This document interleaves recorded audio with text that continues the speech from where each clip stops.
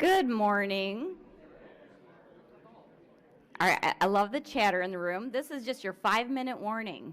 So please feel free to grab some coffee, some juice, as well as breakfast. It's over here to the right-hand side, but we'll start this in about 5 minutes.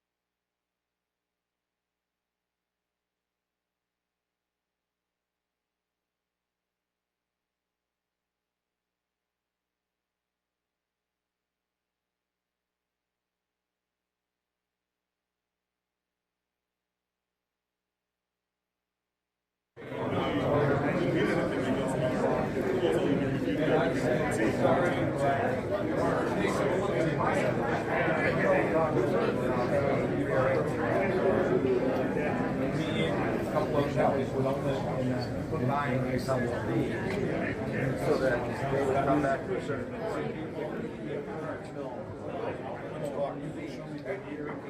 the stuff that's on it, press the button. They don't see the walk on the ship. Then they go back and start filling their cart again. By the time this comes back, hopefully their cart's filled. They refill it again. It does the work. It should be able to. It's just an ergonomic thing. Why take all that walking? It's all about the way it's good for them, but it's really not what I want to do more. So that's an example. This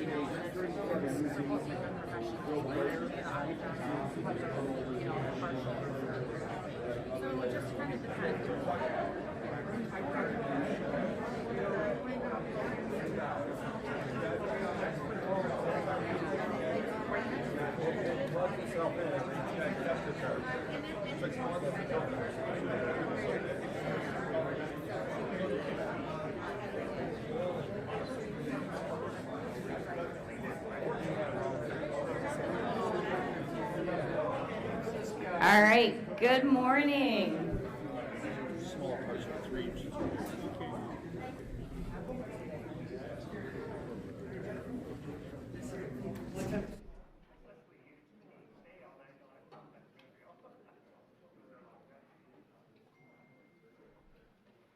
All right, you guys are a cheery bunch. I love to hear the chatter, so we're going to continue that throughout the morning as we've got you in this room.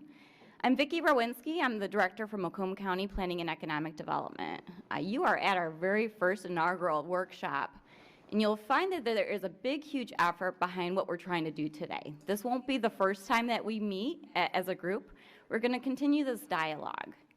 The program that we are running is actually something that was funded through a grant from the Michigan Economic Development Corporation.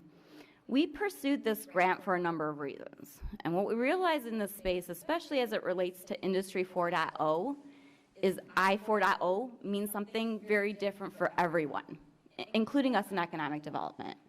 When we look at the transformation that we are sitting in today, it's pretty phenomenal. It's not happening in easy baby steps. Some of it is a giant leap, and some of it is incremental. Part of this awareness campaign, which we're calling Macomb Engage, you will learn that there are various pillars and elements of Industry 4.0. Some of it you actually already have implemented within your organization, and you'll have your aha moment today. Others you're interested in, but you're not sure how to even get engaged. And so when we look at the Macomb Next effort and what we're trying to do here, it is all about collaboration and partnership. So before we kick this off, we've got a really great video to kind of highlight what it is we're doing.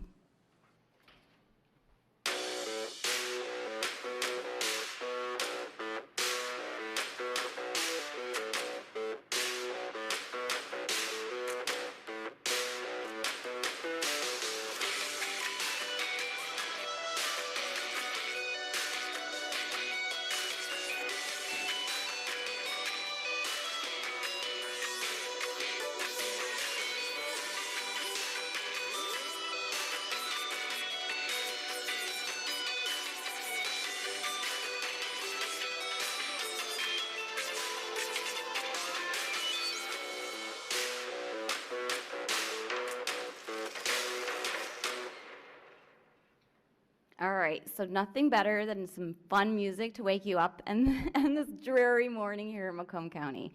So as mentioned, this effort is called Macomb Next. We do have a website for all of you to visit after this event to really learn about what is Industry 4.0, what are the pillars, who are the partners, and how you can engage in this effort. Before we take a look at our strong agenda this morning, we've got a great keynote speaker who really has been transformational in taking his organization, Automation Alley, to that next level of conversation on what is Industry 4.0. So with no further ado, I'd like to invite up Tom Kelly. Thank you. Can you guys hear me okay? I think I'm allowed to take this off, and I think it'd be better to do the conversation this way. So we're going to go through a quick presentation. I'm going to move really fast because I only have 15 minutes and about 45 minutes worth of material I'd like you guys to know about before we move on to the panel. So Automation Alley is Michigan's Industry 4.0 Knowledge Center. We started this journey in 2016. Remember, Automation Alley was an 8-county economic development organization that kind of helped businesses understand technology. But in 2016, we pivoted and we said, everything has to focus on Industry 4.0 because we saw it as an existential threat. We saw what Amazon was doing to retail. We saw what Netflix was doing to entertainment, and on and on and on. And we're seeing the same thing in manufacturing, just delayed. Just delayed. But now we're seeing that that delay is actually, it's here. And we're going to talk about some of that. So I gave you a little background on who Automation Alley is. We are now statewide. All 12,000 manufacturers in the state of Michigan. In 2010, we had 16,000. Today, we have 12. Our job is to make sure we don't have 6 in 10 years, that we maintain our robust base. But all 12,000 manufacturers are entitled to a free membership in Automation Alley. We've taken that hurdle away. It's called an essential membership, gets you a ticket to integrate, gets you our tech and industry report. It's in partnership with the state of Michigan, Macomb, Oakland, all our economic partners, and it's to take the hurdles away. So what is Industry 4.0? It's really a collection of all of these technologies that are acting on manufacturing, all the ones you've heard before. But we're going to try to change the paradigm today and say at Automation Alley, we don't think the technology is actually what you should be focusing on. We think that without a doubt, what you need to focus on is culture. And a culture of how do I become a software-first business. If you hear what GM is talking about, Mary Barra says, I hope that when I retire, people view GM at that moment as a software company that happens to make cars. Jamie Dimon, the head of JP Morgan Chase, said, we're a software company that happens to do banking. And on and on and on. Amazon is a software company that happens to do retail. Netflix is a software company that happens to do video streaming. By the way, they started out just like Blockbuster, shipping DVDs to you. But it was never their intent. They were a software company arcing to their final destiny, which was pure digitization. And we think manufacturing is going to go the same rate. We think this is the most disruptive issue that will face manufacturing in our lifetimes. It's going to be much more impactful than the first industrial revolution, which was steam and the train, the second with Henry Ford, the third with computers and robotics. This is going to be more disruptive than all of those, in our opinion. So I want to give you an example. There's a company called Relativity Space. Has anybody heard of Relativity Space? So they're in the aerospace industry. They print rockets. And they've been working on this for 4 years. And I met Tim Ellis, the CEO, as part of a World Economic Forum event. And he was telling me 4 years ago, hey, I got $2 million from Jeff Bezos. I'm going to 3D print rockets. I thought he was nuts. But I followed him ever since. And we've talked. And we've seen what he's been able to do. 4 years later, they're going to shoot their first rocket into space first or second quarter of 2022, next year. So it's here. It's here. And you can see his videos of what he's doing. So existing technology for a rocket is 30,000 parts. Takes 12 to 18 months to build. This is the Boeings, the Lockheeds, the Raytheons, everybody in the rocket business. 60 to 180 million per launch. And it's not iterative because once you build the lines, it's very expensive to change how you make things. So the iteration process is a long time. That's why it takes 4 years to bring out a new car because you've got to tool up for all that. And that's the expense. It's not the digitization. For the I4O technology, it's 300 parts. 99% reduction in parts. Right? That scares the hell out of me. If you're in the parts business, which we are in Michigan, that's a scary proposition. It's a 60-day build cycle. It's $12 million per launch. It's fully iterative. In fact, it's all done digitally. No two rockets are the same. As he's building these test rockets, they're not going up, but he's firing them. Every single rocket is different because they build it and they learn something. It goes into the software, they model it again, they build the next one. And it takes them less than 60 days to build the rocket. All of those parts that go into the rocket, he said to me one day, he said, Tom, I got 2 materials, conducting metal and non-conducting metal. And I can build almost all I need in my rocket just with those 2 components. And so what we focused on was Not how you bring a supply chain together, but how do you just build a rocket from scratch? And that's what they're able to do. That's a very scary proposition. But what we need to say is, for all of us in this room, how do we become software first? So the 4 Ds of digital disruption. It is very disruptive. I'm not going to kid you. We're all in this together, so don't shoot the messenger. It's about disintermediation, dematerialization, demonetization, and democratization. All of those work against margin and profitability, right? Rupert Murdoch said in 1996 or something, when the internet was just starting to come out and gain steam, he said the internet is going to destroy many more businesses than it creates. And he was very prescient in that. He really understood what was happening. And we need to make sure that in this global village, Michigan wins. And the way Michigan wins is we understand how to be a software-first business. That we make things and we're very good at the physical. So how do we overlay a digital mindset on a physical business? So I want to share with you just some really quick ideas, right? So in a physical world, this is the world we live in Michigan, right? And we're very proud of that world, and we've done some great work in that world. We design and then we scale, because changes after you design is very expensive. Once you start down that production path, you can't change. We have to be very consistent. That means high quality. Change is incremental. We don't move very fast. It's serial. You can only work on one physical part each station, so it has to move in an assembly line fashion or a subtractive line fashion. And it's all about throughput. In digital, it's about designing to scale. So in other words, the rocket is all about, hey, I'm going to keep iterating in software, and then I'm going to print one. And then I'm going to iterate some more, and I'm going to print one. And once I figure out the iteration, I can scale to as many rockets as I want. I just need a second printer and a third printer, and if the economics support that. So I don't have to worry about how do I build a line so I can produce 50 rockets a year. It's how do I build software that allows me to get one rocket digitally printed that I can then replicate. That's the big change, the mindset that we need to come in. It's about being variable, exponential change, parallel. What's interesting about digital is he's working on printing rockets, but he's running a modeling and simulation on how to print a car frame. Doesn't that scare the hell out of you? Elon Musk is working on that too, by the way. How to print a car frame, body and white, all in one shot, right? Because once you get that, the cost of the steel is the same as the cost over there. It was all the value of taking the steel from a roll or a sheet or a billet to the actual frame, all the stamping and everything that has to happen. If you eliminate all of that and just print the car up, you say, yeah, but the throughput sucks.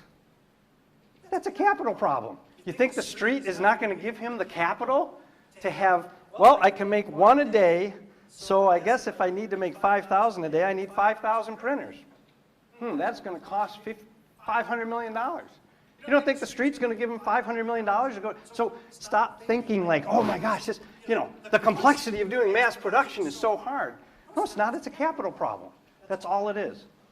So if you think about physical versus digital business models, physical is about ownership. The physical thing, I own it. Digital is about the experience. And you'll hear all these companies that are getting serious in the physical space, like a GM. GM has come out with Ultify, right? And they're saying that it's not about the car anymore, it's about the customer experience, the whole experience. So they're really drinking the Kool-Aid. I'm actually really proud of Ford and GM and Stellantis about what they're trying to do, but we need the whole supply chain to come along with them, and that's what we're talking about. So I'm going to go on from here and just give you some ideas. This presentation will be available for all of you, and I'm happy to have a conversation, but I want to be careful of my time. So this next slide about physical versus digital capital management, this gets us in Michigan all the time. Physical is about equipment, it's about allocation of capital, and it's about net present value analysis. If you went to your CFO and said, hey, I got this great idea, I'd like to experiment making rockets digitally. Say, what's your return on investment? Well, I don't know. I don't even know if we can do it. Oh, hell, we're not funding that project. Come back when you have a brain, right? That's what the CFO would do. That's what they're tasked with doing. And so we have a project at Automation Alley. How do we convince CFOs that you have to move from an allocation of capital to option-like bets? Show me that option. Okay, you want to invest in R&D in this capacity. What would it mean if we actually were able to do something like that? How would that change our business? Right? And most CFOs don't want that answer, because then that leads to another problem. If you're successful, you force us to change our business model. And that really, really scares me, right? Because my business model is based on all the capital and assets that I have put in place over my lifetime if I'm a business owner. And the trouble is, and again, don't shoot the messenger, we're here to help. We're here to say, how does Michigan arrive? The trouble is the market doesn't care. It doesn't give a damn. It'll move by us so fast, and it'll allocate that capital to all those risk takers that are saying, I am going to blow up manufacturing. And we don't have a birthright to continue with orders, right? It's only because of our know-how that allows us to be at the table. And we need to shift our know-how and says, okay, yes, we understand the physical, but we need to start shifting to understand the actual software. And that's really the play. So we think there's 5 principles of digital transformation that we preach, if you will, as evangelists in this space. The first is become a software company that happens to be a manufacturer. I know you think as a smaller manufacturer, this is really, really hard to do. And it is. I'm not going to kid you. We think it's existential, but we think you can do it in a way that it's hard mentally, but you don't have to spend a ton of money. In other words, if you can begin to say, I wonder for our business, for the products we make, how could we model that digitally? And how could we run iterations on that model just to see what we get? That doesn't cost very much at all. What's happening is when you see what's happening in modeling and simulation, all of these parts that used to be made a certain way because the stamping press could only stamp it that way, or the CNC could only machine it that way, if you let the computer go with the constraints you give it, it designs bone-like structures. It designs these crazy things that lightweight the heck out of the part. The trouble is, you now have to 3D print that part. I'm back to changing the business model. Now it's like, that's why a lot of companies are like, don't even take me down that path, Tom. It's a waste of time for me because all of my assets are tied in what I know, and I don't want this journey. Right? Sadly, we hear from so many manufacturing owners where they say, Tom, I'll do it as long as I can, and when it's unprofitable, I'll close the business. That's a terrible outcome, right? That's a terrible outcome for society, for Michigan. We need to get them enthusiastic, say, look, for your children, stay in the fight with us. Don't give up. Let's figure this out together, right? So how do we become a software company that happens to be a manufacturer? And we have tools that can help with that. And we share them with Macomb in partnership. And we say, hey, we're all in this together. We don't claim to have the answers, but we do claim to help you with the questions you need to be asking to get to your own unique answer that helps you get farther. Start with the end customer experience and explore product service duality. What we mean by that is, even if you're in a supply chain where you're captive to a tier 2 or a tier 1 or the OE or whatever the case may be, you have to be focused on what the customer that you serve, what their experience is. That you're not a product vendor, that you're an experience provider. I know that's a fundamental mind shift in our economy and how we work. But we have to get there because it's in that experience that you'll figure out, here's the data I need to have, and that data's got to roll all the way up to their customer experience. At some point at the end of the day, it's a customer that is a consumer that is the end arbiter of what's valuable and what isn't valuable. And we have to make sure we can get there. Understand and accept physical-digital duality. This is that whole idea of you need to start in a digital world. You need to start from a software-first perspective. The physical will come, but the physical is not the dog. The physical is the tail, even though we have all these assets that have already been put to work. And sometimes those assets will be the proper choice, and sometimes they won't. The problem is we tend to do our net present value analysis backwards, which is what are the assets I have, and what does that make me good at? And that's not a sustainable strategy in a digital world. That's the tail wagging the dog. And we need to flip it and say, what are we good at in terms of IP creation, in terms of knowledge creation, in terms of innovation? Because that's what everybody wants in the world today. It's innovation. They don't want just a vendor. They want innovation, right? And by the way, they don't know how to get there either, right? The OEs talk out of both sides of their mouth. They're like, well, Tom, the whole thing, and I've had these conversations, the whole thing, we're focused on innovation. We need more innovation. Are you willing to pay more? Oh, hell no, it's a 5% price decrease next year, right? So they don't know what they need to do.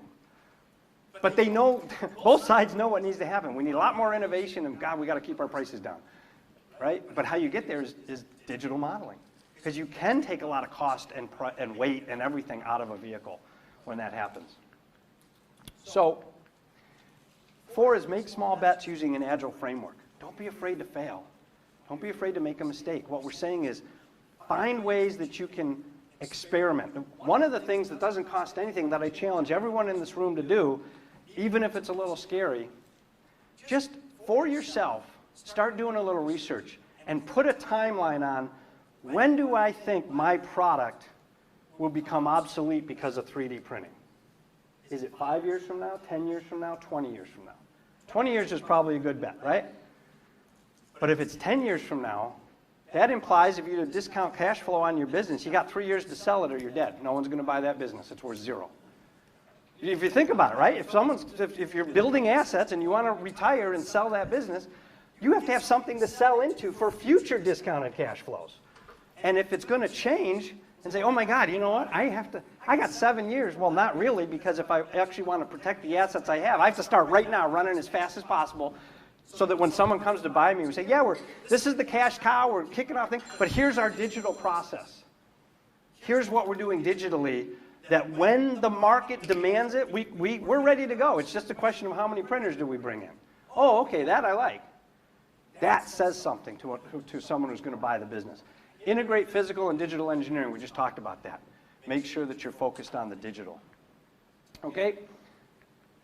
So, again, from Automation Alley's perspective, this is what we think you need to be doing to survive Industry 4.0 and thrive, by the way, in Industry 4.0. Notice none of that is technical. There's no technology associated with that. The technology, again, is the tail. It's not the dog. Don't let anybody convince you otherwise, right? And there's a lot of tech companies that are partners with Automation Alley. But they'll say, hey, just this tech, that solves your problem. It's like, no, my problem is culture. I have to change my culture so that we become an organization that can handle constant disruption, right? Physical processes cannot handle constant disruption. In fact, it's the kiss of death, right? It's just, you can't be tweaking the machine because that leads to poor quality. You can't be changing the machine all the time because you can't afford it. And so what you do is you kind of nibble around the edges and keep the line going. But in a world that's constantly changing, there's only one path. You have to digitize.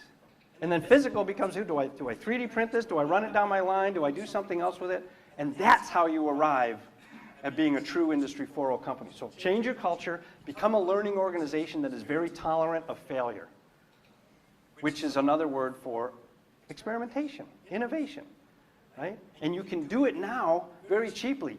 In the old days, you had to innovate. You'd have to actually build physical prototypes. And it was very expensive to do that. So you had to pick and choose which prototypes to build. In a digital world, you just model them. You can model 6 ways from Sunday. Every day, come in, change a little model, run it again, see what happens. This is becoming a software-first business. It says the last thing I want to do is make anything physical ever again until the customer is willing to pay me for it. Or at least join me and say, hey, that looks really good. Now can you print a prototype and we'll take a look at it? That's the difference.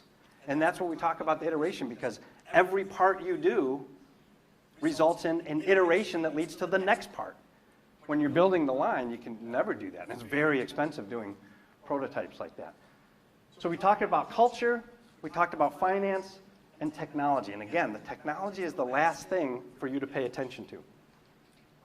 There's one technology that I will break my own rule and say, if you don't understand it, you have to start running as fast as possible, and it's 3D printing.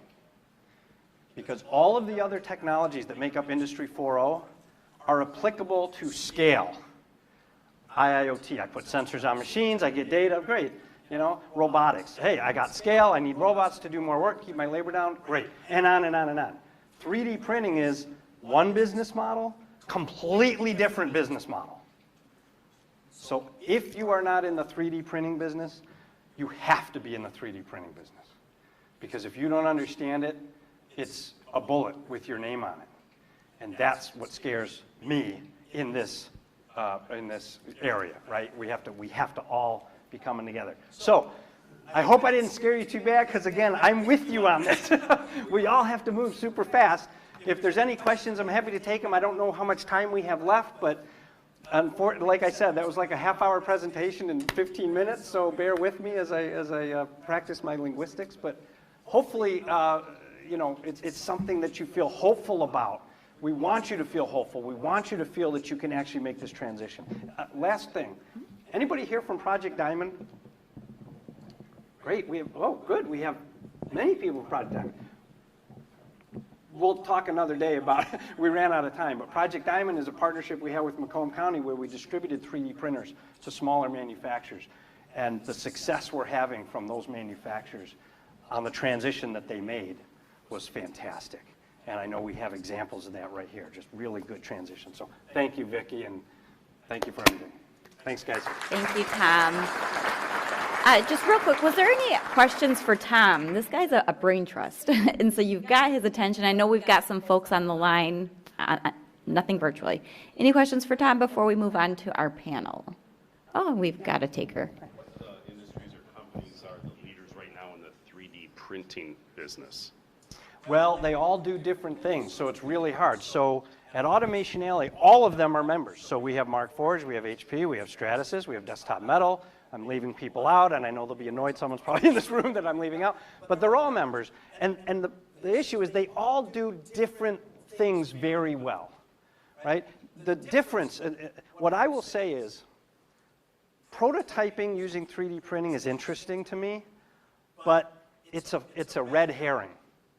Make sure that if you're going down the path of 3D printing, it leads to, I can 3D print this for production, put it in, because that's the end state. It's 3D printing to get to a point where then I can run it down my stamping line and all that stuff. That's interesting. It's a time saver, but it's not a business model shifter. You know what I mean? And so many people that we talk to, smalls, mid-sized, large manufacturers, they're in the prototyping business for 3D printing. And they don't see it as the means to an end. And that's the mistake they're making. So look for those printers, and they're all coming out now. Markforged is a production-capable printer that prints his parts, carbon fiber parts, as strong as aluminum. And so, which is, by the way, not corrosive resistant either. So there's production parts right there. And those machines, you know, they were 14,000 when we gave them away. They're now down to like 8,000. It's been 1 year. Right? So think about what that means. You can print production parts, and the machines cost nothing, especially in the fact that we can't find people to do the work. Right? So why wouldn't I want to digitize and be able to have printers that do the work? So that's my answer, and I hope that it answered your question. You're welcome. All right. Any other questions from the floor? Just a question over here. Can you comment a little bit on with 3D printing technology constantly changing, on whether 3D printing as a service versus making investments as companies, how do you decide? When do you decide? Do you see that trend continuing? And I guess, can you speak to that? Yeah, that's a very complicated question, but I'll do my best to give you a little bit of take. So what I hate are the 3D printing aggregators, like Xometry, because they are disintermediating all the manufacturers. They are pulling an Amazon on the manufacturing community. And when you look at I've read their K1s and their stuff, what they're trying to do is Amazonify manufacturing. And I hate that, because that's a lose for all of society except for Xometry, right? Now, 3D printing as a service versus 3D printing internally, if you wanted to be in the service business, so if you're a small, this is why we invented Project Diamond. So we've been giving out printers to everybody. We've done 300 so far. And we're building the software at Automation Alley to stitch them all together so they can behave as one. So if you're on the network, you can say, hey, I just invented the coolest thing, and as a service, someone wants to pay for me to do this. Hey, 299 of my brothers and sisters. Can you be in the business with me? Now I don't need the capital. It's all about the innovation. I can have, and what if we had 600 printers or 10,000 printers on the network? Now I can print 10,000 things at a time. And it's just the cost plus a little bit. So there's even more to that answer, but that's the best I could do with those two. Lastly, always buy a printer that can get into production because you want to get to a point where you can monetize it. If you buy a printer for prototyping, that's a cost, and it's always a cost. It's just a cheaper cost than prototyping some other fashion. If you buy a printer that can sell something, that can go on a machine that you sell, that can make parts that can go on the machine you sell, now you're making money. We have so many examples in Project Dime. A guy went from $200 a part to $2 a part. One guy's printing simple labels. You know, the metal labels that you have to print on machines. He says, $50 to get it from an outside vendor, and I'll print it on my 3D printer for $2. Right? These little things add up. He's got like 6 parts, and he adds up. He's saving $1,000 a machine. Now the machine is like 100 grand, but still, it's 1% goes right in his pocket. And by the way, that innovation never ends. That continues forever because he's now innovating how many more parts will make it onto that machine. Okay? So, you're welcome. Good morning. Question on the end state, scale, production, and where we are today. What role does standards and consistency and quality play in getting to where we can actually be at scale? So if you're producing something at scale volume, that you know you're getting the same product at the end? Great question. You have exposed me for the fraud that I am. No, so what I mean by that is, so the dirty little secret is 3D printing can work if you hold it captive. But where we're missing when we want to stitch all 300 together is how do you know all 300 are actually the same quality and consistency? And that's what manufacturing is. Here's how we're going to solve the problem. And when I say we, I mean the industry. Automation Alley is working on this with our academic partners, by the way, right now. And that is, how do you layer a piece of material, laser it, layer the second piece, laser it, and all those laser pictures go to a blockchain in the sky. The blockchain pictures can get reassembled using AI software that says, within tolerance, we know this part is exactly correct because we CAT scanned it the entire process. It's better than any QC that's going on today in subtractive. You have visual systems that can see the end part, or you can do tolerances on the end material. 3D printing is going to be able to take scans of every single layer that's laid down. And those parts that fall out of tolerance, they don't even make it out of the printer. They go right into the recycle bin to get ground up and done again. You see what I mean? So that's the end state. We're not quite there yet, but we're going to be there in years, not decades. Mark IV, well, they have the laser. They're not taking the pictures and putting them into a blockchain. That's what Automation Alley is working on. You're right, Steve. It's already there. So it's just a question of who's going to be the trusted third party that says, hey, we'll take your scans, we'll protect them, but we'll also share them with GM that says, hey, GM, we've done the scan, and it's a perfectly good part. They know the materials. The material science is not in question, right? The material that's being laid down. They know the properties of that already. That will go the same way every time. It's the variability of that particular machine that does a wonky layer, and all of a sudden the whole part's bad. That's where we need the laser. And if we solve that problem, and that's why I kidded that you've exposed me for the fraud. That's the last mile. But let me tell you, that's what we're working on at Automation Alley right now. We have a blockchain initiative that we're working on with us and the World Economic Forum, because if we can solve that problem, that blows open 3D printing for scale like nobody's business. And we encourage everybody to be a part of that initiative. Sit down at the table with us, learn with us, because when that switches, you need to move very, very, very fast. I've probably taken way too much time, Vicki, so I apologize. Not a problem at all. Can I get another round of applause for Tom? You bring such good energy to this topic. He wants to get one more, and I don't know. We'll squeeze in. Okay, because we know this gentleman. We'll let you get that last question in. Hi, guys. Thank you for the presentation today. It was very helpful. My question, Tom, speaks to that first step of culture. So I heard you comment on teaching us old dogs a new trick. Got an old dog with you. Yeah. How about on the side of, let's say, just down the road from here, very close, is the Center for Science and Industry. It's a program out of Utica Community Schools. Mm-hmm. What is in the works right now for the young folks who are coming up even through high school, capturing them early to start to build this pool of employees? Yeah, I don't even think I'm qualified to answer that. I think that's probably back to Macomb County and Oakland County and some of these other areas. What are we doing at the high school level? I'll make one comment on that, and that is that I don't think we give young people enough credit. They are digital natives, whether they've done robotics or not.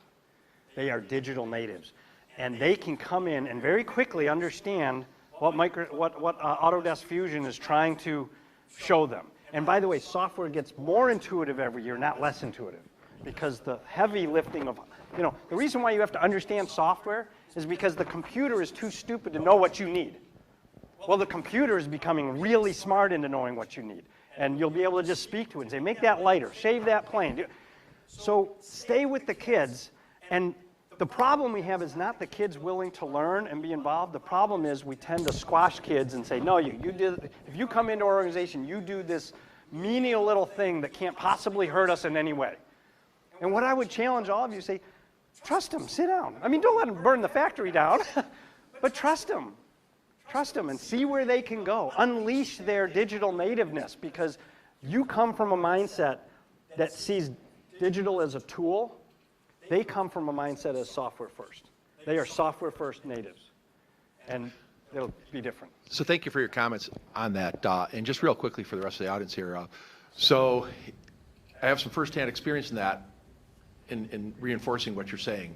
My son has attended CSI and actually was using our 3D printer prior to receiving the Project Diamond one. He then was using the Project Diamond one with his friends at school at our facility. Now he's attending Lawrence Tech, and they just, freshman year, just finished a first project and 3D printed a part off of that Project Diamond printer. By the way, if you're an academic institution, I know you are, I don't think our academic institutions are focusing enough on 3D printing. They're now teaching systems engineering, which is awesome. But I tend to view 3D printing as existential to engineering. If you come out of a school now and you don't understand exactly how 3D printing works, that's a disservice, because then I have to go learn that through the company or on my own. And I think we need to do a better job. It's not that we're behind, we just need to do a better job of 3D printing as the final production state, not 3D printing as how you prototype things. And that would be really important. That's coming. I'm going to back out. You're good. No, this is phenomenal. And Automation Alley does have a table here. You'll find that at the very end of the hour, we actually built in time today for networking. So if you need to reach out to Automation Alley, we'll make sure that happens. And John, we've got some partners in the room today that can actually answer your question. We pulled together what we call the Tiger Team. So you will meet the Tiger Team before you leave here today. All right, so what we're going to do now is we're going to pull in our actually, Tom, here it is, the remote. We're going to pull our panelists up to the front. While we have our panelists come up here, we know what's happening in this room is pretty organic. Actually, a lot of you, maybe for the first time, have had an opportunity to come to something physically where you get to network. So I'm going to give you guys a minute or two, introduce yourself to your neighbor, and then if I can have the panelists come up, we'll get that panel primed.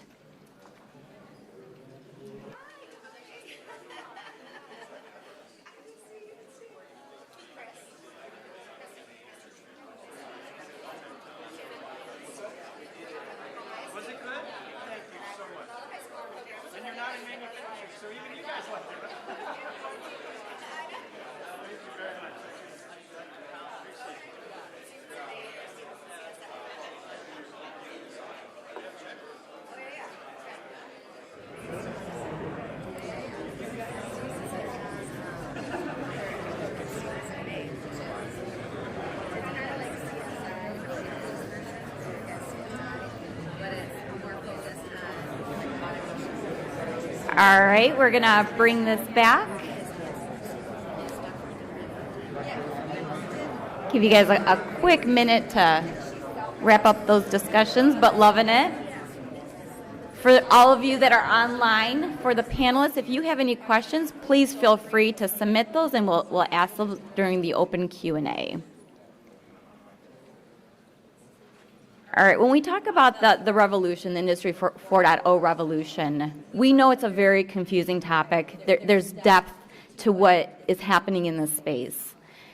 We also know that there are various businesses that are incorporating or touching elements of 4.0, and maybe perhaps hearing from those businesses may be that aha moment for you on how can I bring this into my facility? How do I bring this behind my four walls?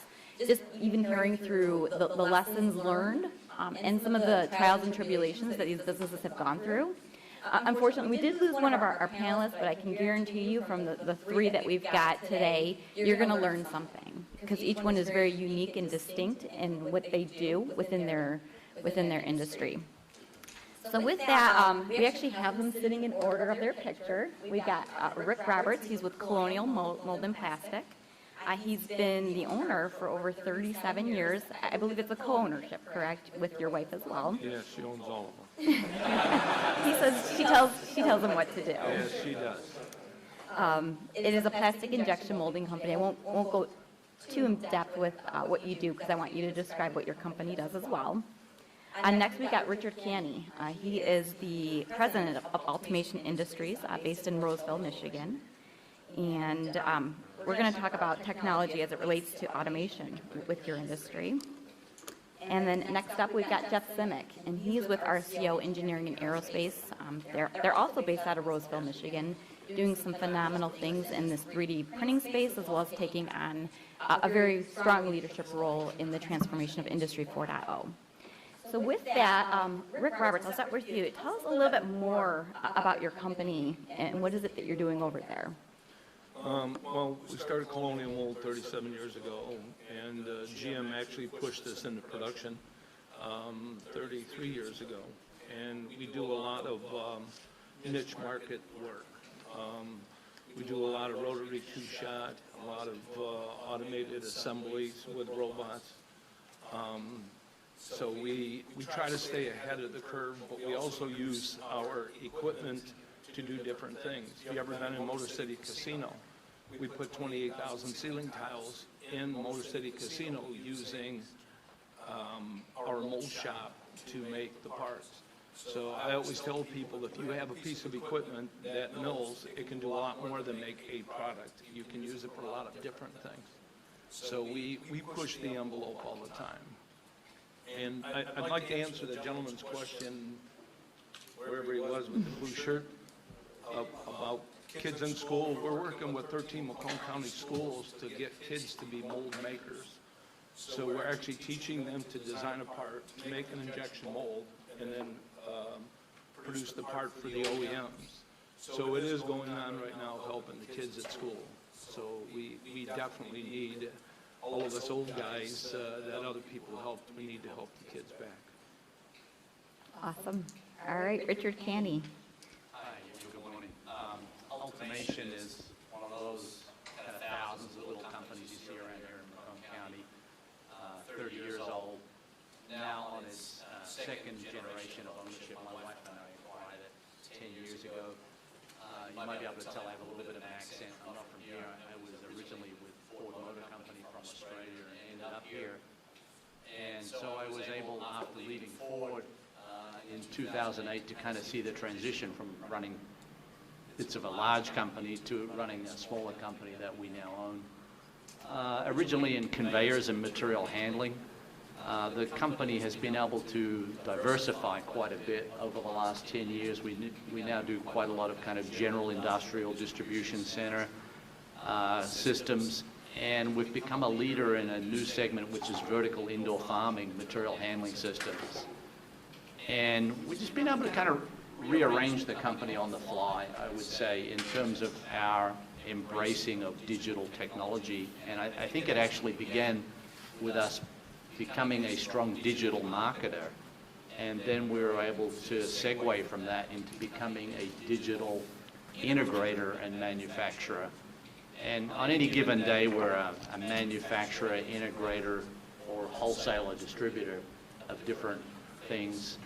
But it's been a really interesting transition to take a company from kind of real old style, I would say, real old style company of 30 plus years to getting more modern. We've certainly got a long way to go, but it's been a great adventure. Great. All right, Jeff, you're up. All right, RCO Engineering and Aerospace, we're really a super diversified company. We have a campus environment that has supports aero, space, automotive, defense, even some energy work. We have a horizontal manufacturing, so we have an array of on our campus of different manufacturing capabilities. One of them happens to be a pretty large investment in additive manufacturing. Stratasys is one of our big suppliers of equipment. Before RCO, I was involved in advanced manufacturing for a large tier 1 automotive company that was, its focus was lights out manufacturing, and so I brought a lot of that to RCO, and so we kind of roll on a couple of different things. One is you cannot improve what you do not measure, and that was the original, how are we going to start measuring what we're doing and using the technology and software and tools to do that. The other one is really just taking technology, tools, and talent to eliminate work, waste, and worry. And so every time we have work, waste, and worry, we're trying to figure out what technology, and obviously talent is very critical, obviously, to the culture that Tom was talking about. You need that talent and people to have these ideas to go do that. But so that's kind of how we, our main just macro focus in our operation. Fantastic. And you threw that word technology, which is my very first question. We've got 3 big questions for you guys focused around the technology. What is it that you're doing? The talent, how are you getting the talent ready and primed for this space? And the last thing, which I think a lot of you will find interesting, is what is your ROI? What is the return on investment for going this route? So let's start with the technology piece. And actually, we'll start with you, Jeff. We'll start back and then move this way. What are some of the Industry 4.0 technologies that you've incorporated at RCO? Going back to Tom Kelly had a slide up that talked about the pillars. Yep. So additive manufacturing is a key one. Obviously, I know Tom and the team, it does make sense to put that and highlight that for this industry in this region. Certainly since we're so, 20% of our GDP for the state of Michigan is made up of manufacturing, and if this is going to take away, we noticed this probably, we've been doing additive manufacturing for about, I'd say 12 years now. Started out with one small printer. One thing that's unique about RCO is we're in the product development phase. We do product development all the way to production. And so it started in the product development phase because we've seen folks and OEMs wanting printed parts instead of us building an injection mold or a prototype mold. But now today we're actually making parts, especially in the aerospace industry, non-structural components. They're flying in the air today.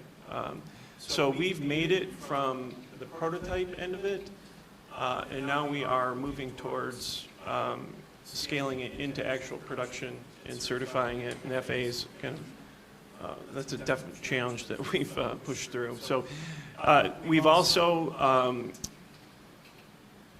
introduced, and probably for the last 8 years of running a manufacturing execution system on the floor that actually connects to people, and it's a huge piece. And when you think about, it's a software system that is making parts, right? And we're making aerospace seats, and it's very boutique, very high configuration products, but we're using that manufacturing execution system to deliver a quality part on time every time. And it's quite unique to use that system to connect to people. I mean, we can use the systems today to connect to equipment, physical capital, but human capital is key. And I think that's something that is important. And then we're also doing the typical IoT stuff where we're collecting data. You can't improve what you don't measure. You need the data.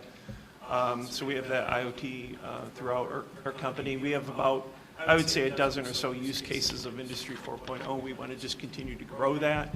That's kind of building up the culture.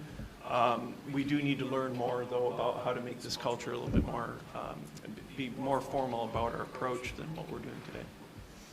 Very good. And Richard, what about you?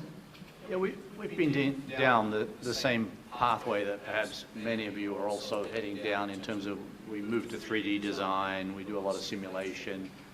We are members of Project Diamond, and we've begun doing some printing of production parts as well as prototypes and things like that. And I think we'll do more with additive manufacturing.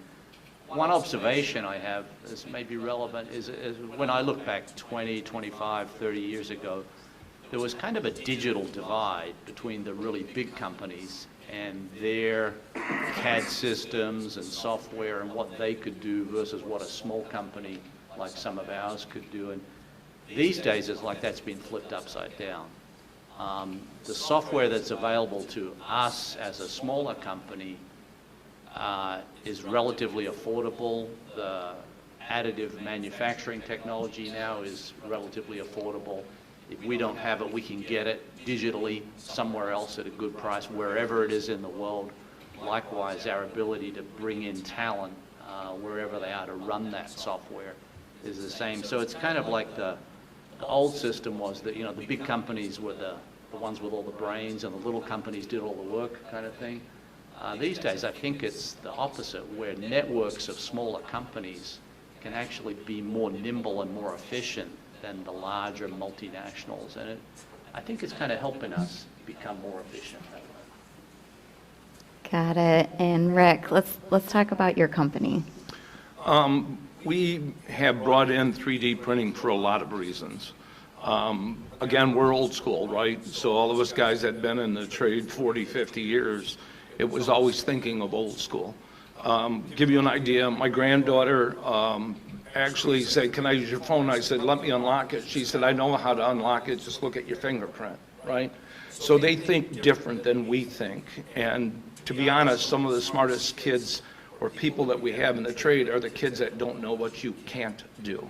So they actually look at things completely different than us old school. So it's a great marriage.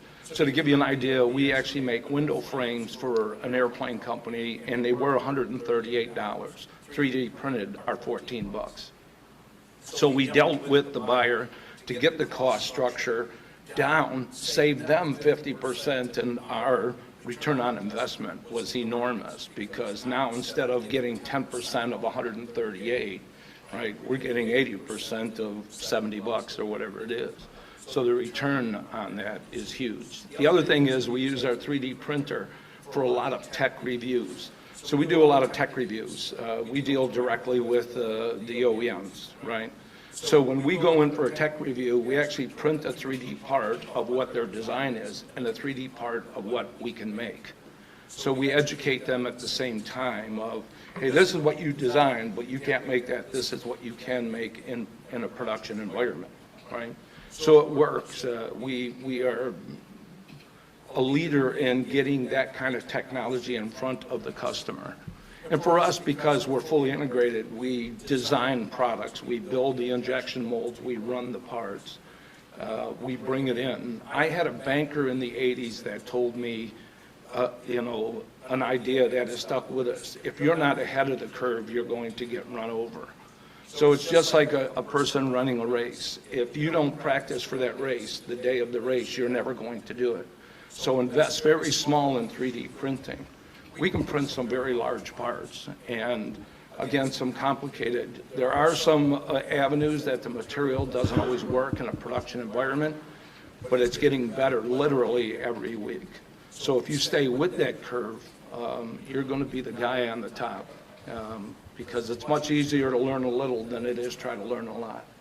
So. All right, very good. I didn't mention this, but in Rick's bio, he has a hobby as a drag racer, so nice analogy there with racing. I am a drag racer. My car, the license plate says goodbye. I do not like to lose. My wife and my kids hate it. My grandkids hate it. but I don't like losing on anything. I will drag race an old lady in a minivan. So when it comes to staying ahead of people, I try to do that. So yes, It might be very innate. the wife says I'm not all there, but that's okay. Awesome. All right, so let's switch gears a little bit, because I know you guys talked about talent a little bit. And, I look at this as twofold. You already have a current workforce. What are you doing to train that workforce for this new technology that you've now incorporated into your facility? And then second, maybe the second prong approach is, what are you doing to attract that new talent to come into your facility? So actually, we'll start with you, Rick. Give you an idea. My daughter's a high school calculus and trig teacher at Romeo. She said the biggest problem, because I'll be yapping to her about the trade, she said the biggest problem is changing the mindset of the parents. The parents think if you build an injection mold or you're in tool and die, they're a dump. It's dark, you're going to end up being a couch potato, and that is not the case. If you ever looked on our website at our equipment, our facilities, they're virtually spotless. So to bring kids in, you want to, again, like I had mentioned with that gentleman, we're working with Macomb County Schools to teach the kids, actually design a part. Okay, GM will give us data, okay? So we give it to the kids. The kids, we tell them, okay, now put this appendage over here or change that. They change the design, we go back to GM with them, they say, yes, it's good. We now have them design an injection mold. They then take that design and they give it to their own metal shop. That metal shop now makes that injection mold. They bring it to us, we run parts, they do a CMM layout, they can compare it to the 3D printed part they have, and then we take those into General Motors.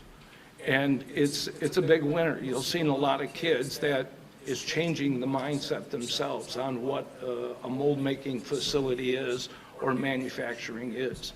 And we find ourselves in 37 years as build from within. Now, you do have to go outside, but if you build from within, you keep that momentum in your facility going, that they actually are a part of a team and part of the future. So it's working for us. So. Got it. What about you, Richard? Yeah, I'll probably focus on the engineering side a little bit. We do find that we are a little less focused on college degrees and master's degrees, and perhaps more focused on bringing up people with trades backgrounds. We certainly look to people with a trades background for our internal team here. Hybrid working patterns are important for people who are maybe on-site for part of the week and off-site for the rest. We do have some employees now who are permanently remote and will continue that way. We've also used a lot of contractors in order to get some of the deep kind of vertical skills that we lacked internally or would never get, and those deep external skills are more flexible. They're available, these days anywhere in the world. And what I've found is that they can help teach your internal team too, right? So whether it's, some software that you don't have experience with yourself, or whether it's just, you need the guy who's really the greatest one at doing simulation for something in this area, or cinematic quality rendering and 4K videos of your stuff. That can be a big way to help your local team, for want of a better word, kind of increase their skill base as well. Got it.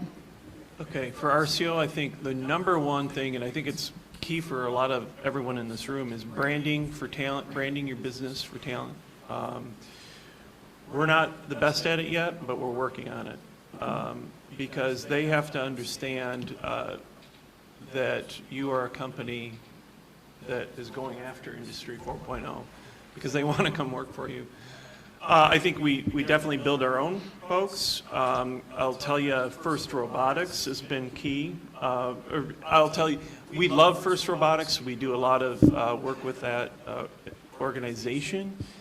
And I have a handful of kids that have decided not to go to college, and they're working in our business, apprenticeship type stuff. And they are phenomenal. They are phenomenal. They come out of the high school at 18, 19 years old, and their minds are sharp, and they're passionate and hungry for the technology that had been learning for the last 4 or 12 years, depending on how long they were in FIRST Robotics. So I can't, programs like that where it's amazing that we have it here in Michigan. It's amazing that we have Automation Alley here in Michigan. I will say I have been involved in some of the World Economic Forum stuff through Automation Alley in the past. And I've gone to different events and I've met people and they look at this, they look at the nation and they say, there's nothing like it in the nation, Automation Alley, so we're lucky that we're all having this meeting here today. And Tom didn't give me $20, although I'll take 20. No, but, and it is, so, the nation looks at this stuff. And, we have to brand for talent. I think that's super important. If you don't do anything, at least do branding for talent. But I do want to say that the nation needs us. They need Michigan.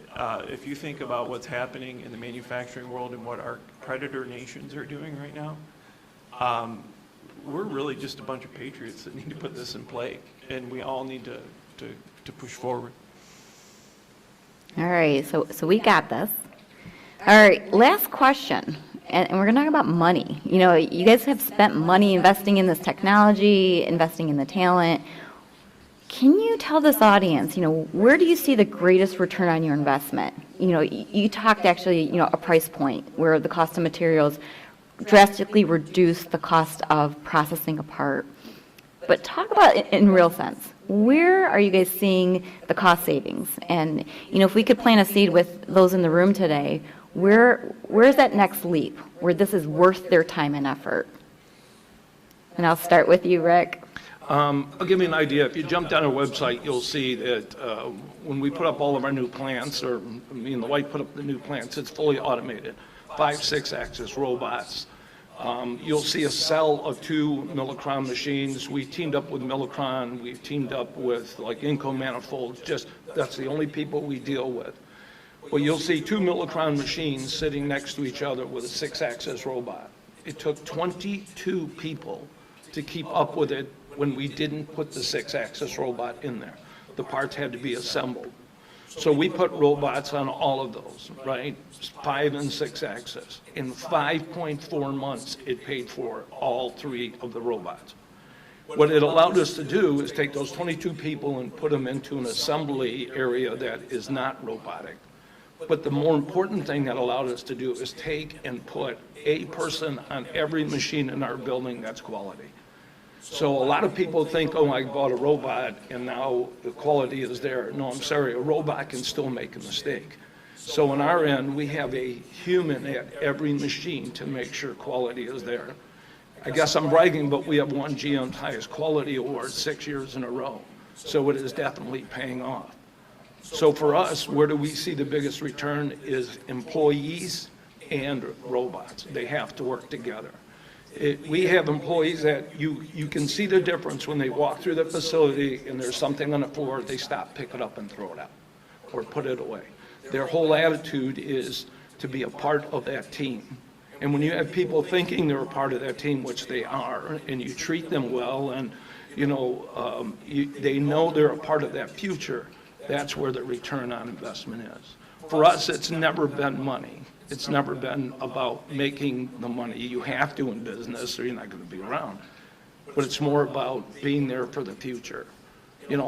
For me, I have a son-in-law that's carrying on. Our son is an orthopedic surgeon at Royal Oak Beaumont. You can see both our kids are smart, so they can't be mine, right? So it's about teaching those kids that if they say something, you really need to implement what they're saying, and you'll see that you will get a lot more out of it. If an employee goes up to you and says, hey, why don't we do this? And you're like, nah. If you can't, you need to explain. Otherwise, get them a part of that team, and your return on investment is huge. So. Awesome.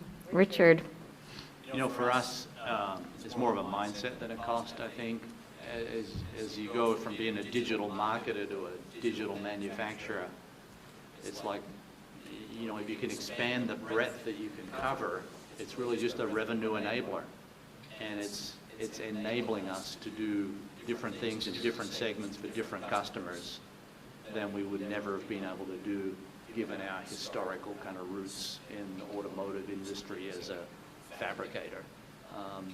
And I think that's the way of seeing how can you expand outwards from what you've got in a way that gets you more revenue. Oh, by the way, yeah, you're using digital and 4.0 tools to kind of help achieve that. Yeah, I think everything that we've launched, I would say all of our use cases have been paid back. You know, the manufacturing execution system that we use to connect to human capital is, you know, that's made a huge dent in paper.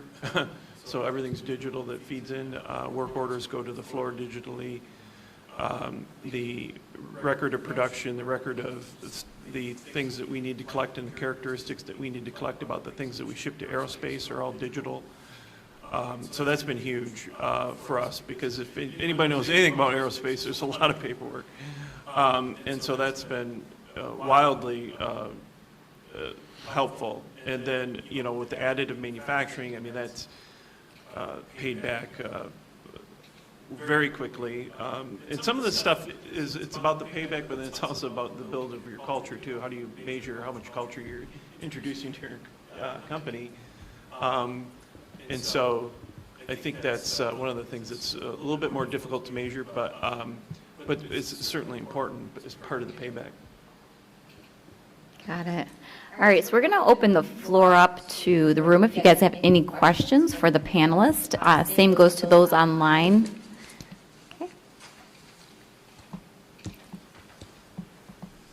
Oh, we got a question over here. I might be able to do without the mic. So a quick question. Understand. So a question for you. So Jeff, I know RCO fairly well from years past. And from what I've gathered from the other panelists, are all three of you part of a family-owned business? Yes. Okay. Yes. And so I ask that because I think it ties into your point earlier about culture. And so I find it ironic that there's three family-owned businesses on the panel that have adopted this and have a culture that's grossly different than a company that is not. So I just was curious if one of you or a couple of you could comment on that aspect of it. Thank you. Yeah, it certainly makes us more agile. You know, there's little red tape to get to the top and make a decision. And so that's a great observation. I didn't think of it. It's a great observation. It's one of the things that makes it fun, actually, is if you've got a great idea, let's do it today. It didn't work like that at Ford. Yeah, we find that being family-owned, that people actually, again, care. They understand that it's their future. Where you work, what do we hear from a lot of people that come to work for us? Over there, you're nothing but a number. Here, you're a member, and that's huge. Good question. Any other questions for our panelists? Okay, I think we are good. I really want to thank all three of you for joining us today, giving us the insight of what's happening behind your four walls. They will be sticking around, so if you've got some additional questions for the panelists, feel free to grab them at our break. Thank you.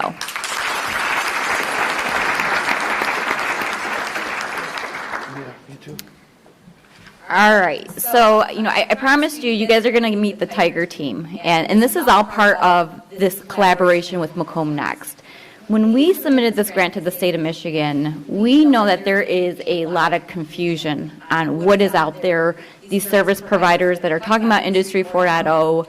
As a business, it has to be as confusing for you as it is us in economic development as we try to navigate the waters of where do I go for help, or where can I find that talent resource, or with working with academia. How do I connect to the K through 12s?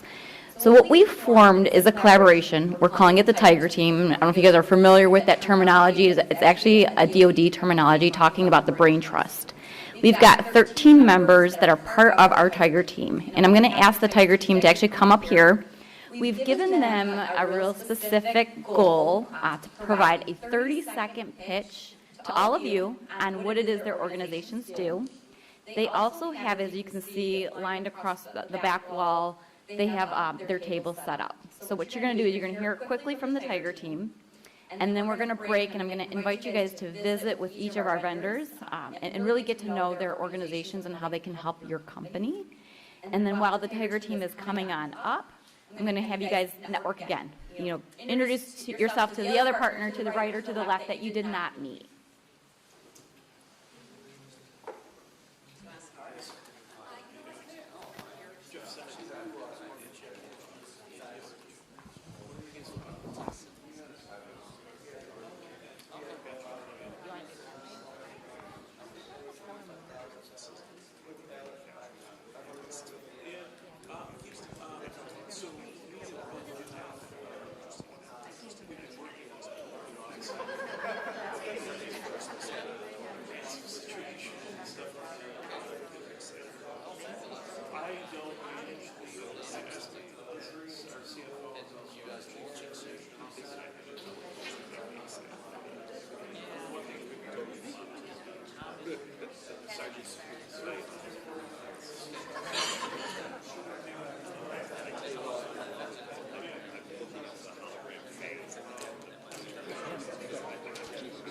All right, are you guys ready to meet the Tiger team? Ready to go. Okay. Each one of them has 30 seconds, so we're going to try to keep them to the 30 seconds. I don't have a cane up here, but if I give you the look, your 30 seconds is up. And so with that, actually I'm going to have Patrick kick this off, but as long as you guys can hear me. All right, we'll start off with Macomb Community College. They'll tell you guys what you do, and that 30-second clock will get started. Okay, so 30 seconds. Ready to go. Patrick Rouse, I'm the Workforce and Continuing Education Director for Engineering and Advanced Tech. Here at Macomb Community College, we pride ourselves in providing training for individuals and businesses at the pace of technological advancement. Now, the way we were able to do that is by listening and engaging with all of you and creating customized training to meet your needs. And that provides us an opportunity to provide individuals a pathway into high-demand jobs. So in short, because I only have 30 seconds, we have two aspects within our education model, and that is providing a pipeline for individuals to enter into. So if you're looking for talent, which I know all of us are, you can seek us out for that. And then the second side is if you have incumbent workers or current talent that you want to be trained on something customized for your area, please be mindful that we do that as well. In fact, 60% of our training activities are with individuals with more than a bachelor's degree. So this is definitely an opportunity for you to skill up that workforce, and things like Tom said earlier, Fusion 360, things like that, that can provide you the opportunity to do that 3D printing. Hi, I'm John Betts. I'm a program manager at Automation Alley. Tom covered a lot of the philosophy of what's going on with Automation Alley, but under my role, I also manage the Industry 4.0 Automation Alley Accelerator program, which makes investments in technology companies that are developing Industry 4.0 technologies, and working with all the regional grant partners like the great ones here in Macomb County. But some of the other state regional grantees have demo fund pilot money that's available to manufacturers that you can apply for if you come back and see me. I can tell you about that. One other thing, I want to make a pitch for membership in Automation Alley. We have memberships from foundation level, which are kind of expensive or moderately expensive, all the way down to, through our relationship with the MEDC, we have an essential membership level, which is provided at no cost to any Michigan manufacturer, and that includes all of you and your networks. Thank you. Good morning. I'm Azadeen. I'm the Associate Vice President for Education Outreach at Wayne State University. What we heard today, this morning, is exciting, but also overwhelming. The good news is, like Macomb, we have in the midst of us a Research One institution. We have hundreds of faculty and experts who are spending their time trying to figure this stuff out. And they have done, and I would encourage you to stop by at our table later, because they have, I mean, as we were talking, this is the thing that we're spending hours and a lot of money on trying to figure out. So we have programs that can help you, whether it is educating your workforce, scaling up, bringing a program, customized program to your company, whether you want someone to come and help you think through some of these issues and help you kind of figure out how do you go about implementing this. We are here. We are right here in Macomb. We are here at the University Center. We have our Advanced Technology Education Center right in Warren, across from Macomb Community College. We're doing things, programming on alternative energy, automation, a lot of data analytics stuff, cybersecurity, you name it. We have, again, the good news is Research One institution resources is at your disposal and available to support you in these efforts. I'm Pete Schmidt with Michigan Manufacturing Technology Center. We're a nonprofit organization that helps small and mid-sized manufacturers become more profitable and efficient. Our goals and efforts are with helping with training and consultations in things like lean manufacturing, Industry 4.0, quality management systems, culture, things like that. We have an Industry 4.0 technology opportunity assessment that is sponsored by the MEDC. We're working closely with Automation Alley on that. We go into your facilities and look from the front office all the way to the back and make recommendations on how either lean manufacturing or automation or any of the Industry 4 technologies can help you as a manufacturer become more efficient in your operations. Good morning. My name is Shannon Williams. I'm the Career and Technical Education Consultant at the Macomb Intermediate School District. So it was exciting to hear a lot of connections that some of you are making with, is that mine? Oh, is making with our high school students. We have 14 high school programs that teach CAD and 3D printing, so your additive manufacturing. So if you want to get connected with any of them, I'm your girl. Also, shameless plug, if you are around on May 24th, we just set the date the other day. May 24th, we are going to be hosting our Macomb Talent Showcase. And that is going to be all of those seniors who are about to graduate, who have been through a manufacturing type program, who are staying local post-graduation and looking for a company who wants to invest in them. We will be holding it at the Macomb ISD. So anything career and technical education, getting connected with the high schools. If you want to know more about our programs, we can talk. Good morning, Bob Van Til, Oakland University, Industrial and Systems Engineering. It's one of the newer engineering domains at Oakland University. We launched our degrees in 2007 in that particular domain. By 2009, we were heavily vested into Industry 4.0. 2 years before the name appeared. And so we tended to use at that time product lifecycle management, kind of was a buzzword that was used and floats around through a lot of our course titles.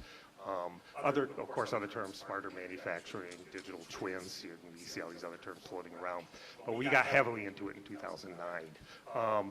Our undergraduate, some of the areas that we would get in, obviously we're not comprehensive across all I4O, throughput simulation, ergonomics, human factors, virtual augmented reality, data analytics, so we're very big at systems engineering. Our undergraduate program is one of 6 in the nation that's accredited in both industrial engineering and in systems engineering. So we are great in supplying, there's been huge demand for these graduates. A lot of our students, 80-90% intern while they're going through school, full-time year-round, and there's been a lot of demand for them. And not only do we provide these new engineers, but we're very big in upskilling and reskilling working engineers. We offer 3 master's programs, industrial and systems engineering, engineering management, systems engineering with all these various tools in them. And the majority of those students, 80-90%, are full-time working engineers. All courses are in the evening. Some stuff's also online, and so we're very big into that. And actually, in terms of some of the coursework we offer, we also get engineers in industry just picking up individual courses. I'm not going to do a whole master's degree, but you got that one course there in AR, VR I'd really like to take. And they'll sign up, pay tuition, and take a course. We're right over there. Good morning. Jim Ahi, Program Director for Economic Development, Business Development within Macomb County. As you can tell, there's a lot of people up here, a lot of services that are being offered. My team's charge is to be the conduit for you to these organizations. So I want you to think of our organization as part of your team, as part of your company, because we can come in and we can take that burden of trying to find Shannon or Patrick or anybody up here. We can do it for you, set it up, and set up meetings for you to get the services that you need to continue growing. Not only do we link you to these organizations, but we also take care of anything, any interfacing between state and local offices. We can help you get connected there as well, helping with everything from incentives all the way down to finding people, hiring people, training people, and retraining people. We are the conduit. So just think of us as that. And thank you all for being here today. Have a great day. Colin Miller with Michigan Works. I think most of you, we've engaged with at one point or another. I guess our role in this meeting this morning is to talk to you about, you talked about capital. Michigan Works has a lot of programs that will save your business money. Right now, the Going Pro Talent Fund, if you're familiar with that, is a state's a state program that's a competitive grant to provide training for your employees. So it's $1,500 for an individual employee towards training, and up to $3,000 if you have a registered apprenticeship in your company. Those applications are due this week, so we probably can't get one started for you this week, but next year we want to get more of you signed up for that. So we're excited to be part of that and offer that to you guys as employers. We have other programs like on-the-job training that will help you with hiring. We see employers and job seekers as our two customers. So we do have a lot of programs. We have apprenticeships. We have a lot of funds right now that have been provided from state and federal sources. So we're anxious to be a partner for you and help you figure out how we're going to do this Industry 4.0 and pay for everything. Thank you. Awesome. Can I get a hand for the Tiger team? Keeping it under 30 seconds. All right, so as the Tiger team goes back to their tables to meet and greet you, I just got a few closing remarks, things to talk about, and what's next on our agenda. You will find the Macomb Next website will be your central repository. We've worked really closely with that Tiger team to collect information on what each of their organizations are doing in this collective space. All that information has gone live on our website, Macomb Next. But I also bring up another feature with our website in that, as these events pop up, Shannon brought up the event in May. Some of you guys are writing that down real quickly because I know you're interested in grabbing those students. We will make sure that event is posted to the Macomb Next website. We do have an event coming up in partnership with Macomb Chamber. This is a cybersecurity summit, really looking at small business preparedness. Cybersecurity is one of those pillars that falls within Industry 4.0, and we actually have quite a few businesses that are thriving in this space. So more details to come on that. We will be meeting again as a Macomb Next workshop in April of 2022. So you will see more guest speakers, more topics, and the ability for you to network with other businesses at that April 22 event. More information will be forthcoming, and we'll make sure that gets posted to the website. So here we're going to break. We wanted to make sure that we padded enough time in the agenda for you guys to meet and greet, go out there, shake some hands, meet some new businesses. This is also your opportunity to visit any of the Tiger Team booths. I want to make mention, we do have a couple of our friends over here. They're not real, they're robotic. So I want you to meet Wally, Bertha, and Thor over there in the corner. MMTC was gracious enough to bring some of their technology here for you guys to demo and really see it in action. So that is available as well. With that, thank you very much. We will stay in touch.